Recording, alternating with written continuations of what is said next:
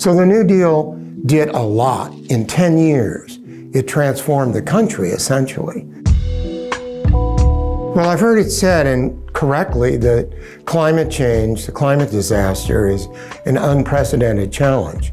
But I think we forget that the Great Depression was an unprecedented challenge.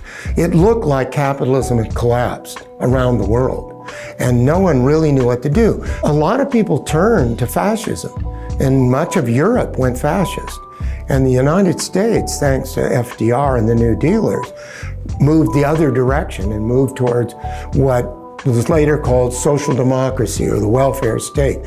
But they took the view that the government should intervene in a strong way, but in an utterly democratic way and in a way that served the people. And I think the animating force in the New Deal was the belief to help the common person in distress, because you had 25% unemployment. You didn't have Social Security or any kind of unemployment insurance.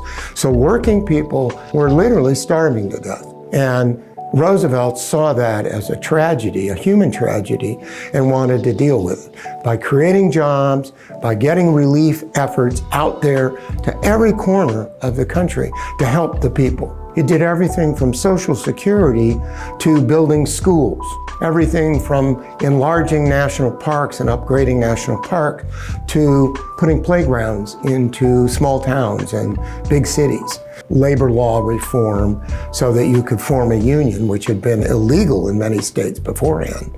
Or CCC, where people were going out and building erosion control works on exhausted rangeland. The most important thing to remember about the New Deal is that they did all that in 10 years. And we hear that we can't possibly address climate change in 10 years, that's just too quick. Well, they did it in 10 years. This is an American program, and it was a huge success. And there's no reason we can't do it again.